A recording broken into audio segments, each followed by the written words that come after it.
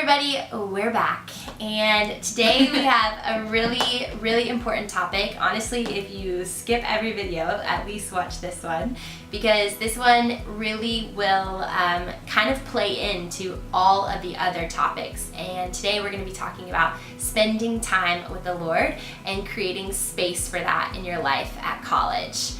When you get to college, you're out from under your parents, you are in just this whole new world, and for the first time you kind of get to make the choice about how you spend your time every single day.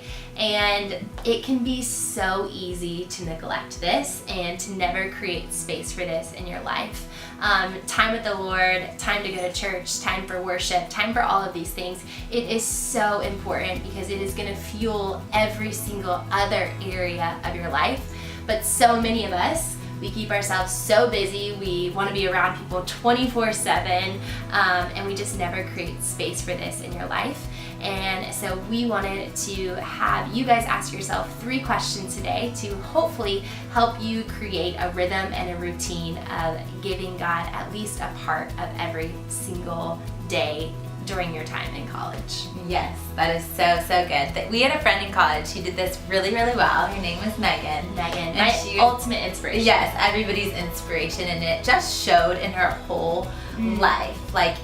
Every single day she made an appointment. She called it an appointment with God. She even calendared it in. Yeah. And she made it happen every single day. And she spent an hour with God every day. Yeah, when I asked Megan if she could pray for something, you knew she was praying for it. And when I came across Megan at any point, whether it was a stressful final season or it was the very beginning of school where there's people are running around, she was still confident in who she was in Christ. You could just tell, it just shined through her. So yeah. I don't know, it's really cool to think about. But anyways, okay, the first and really big question for you guys is, are you running off of your own fuel, or are you running off of God's overflow in your life?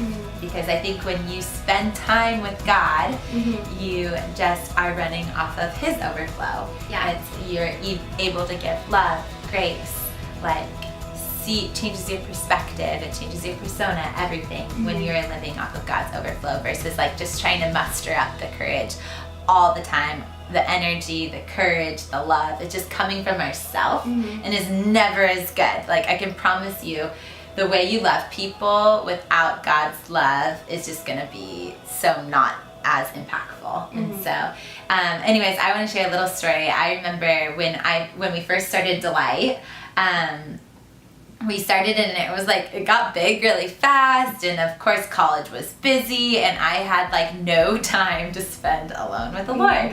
And I was leading this organization, and so I felt a lot of pressure to do so, but just didn't know how to make space for it. And I remember one time in Delight, after one of our meetings, somebody came up to me after, and they were going through something really tough. She didn't even share right then what she was going through, but she just said she was going through something tough and she wanted to meet for coffee and talk about it. And so I was like, yeah, totally, girl, would love to. Meanwhile, running off of my own fuel. And that day came and I was gonna meet her for coffee, and I was walking there. This is a true story.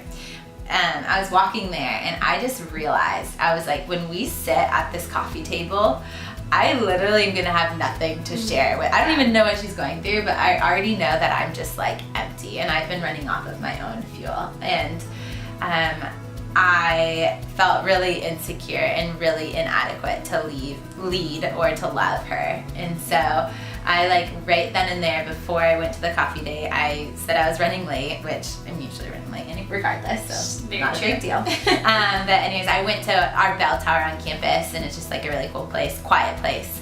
And I remember I got on my knees, and it's the first time that I think I had done this while being in leadership. And it was a really pivotal moment for me, because I sat there in the bell tower by myself and just asked God to pour His Spirit into my heart and into my life.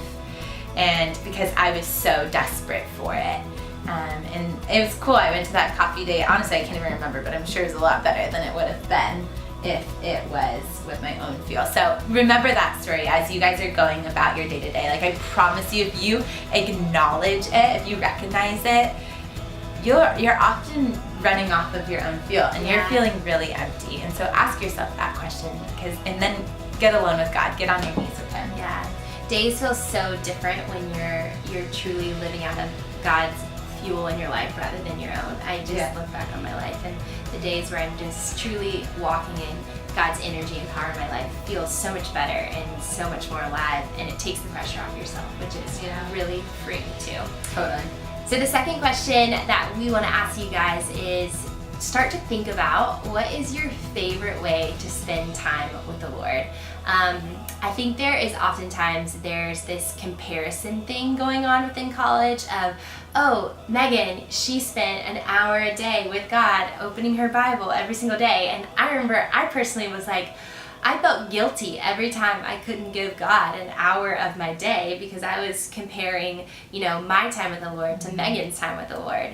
And I started to realize that just wasn't really healthy for me. And so I love to spend time with the Lord by going on runs, by going on walks, by writing in my journal, by buying a new Bible study every single week because I'm ADD and need something new every week, or going to church or going to lunch with friends afterwards and talking about it and then journaling it afterwards. So many different ways that I love to spend time with the Lord. But I think for you, figure out what that is and let go of the pressure for your quiet time to look like everybody else's, and just commune with God. Be with Him, listen for His voice, and that's really what it means to spend time with God. It doesn't have to be this big spiel that looks perfect with your perfectly Instagrammable picture, anything like that. Just be with Him. Just be with Him. Yeah, that's good. And then the third question we just want to ask you guys is, what might you need to sacrifice to spend some more time alone with Jesus? And we don't mean for this to shift your whole life or put so much pressure to get rid of things, because it's really not that. It's really just looking at your day to day and seeing the moments or the minutes and sometimes even hours that we spend doing something that's just not worth our time. Maybe it's social media, maybe it's that hour extra you spend at the gym just because you want to look better, but you already look good.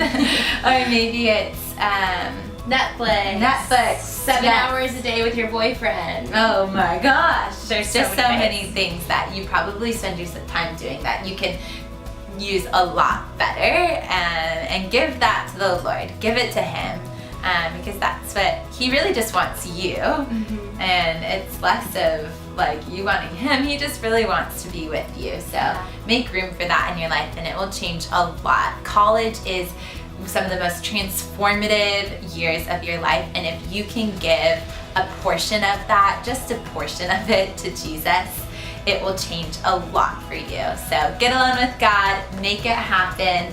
Ask yourself these questions. Yes, so 3 questions to ask yourself. Are you living off your own fuel, or are you living off of God's overflow in your life? Number 2, ask yourself the question of, how do you like to spend time with the Lord? Don't feel the pressure to make it about everybody else's quiet time. And then number 3, what can you sacrifice in your life to make more room for God? Ask yourself these questions, study them, pray for them, and start to make changes. Make spending time with God a priority today and every single day of the semester, and I promise your whole life will just change for the better. It's amazing. So That'll be fun.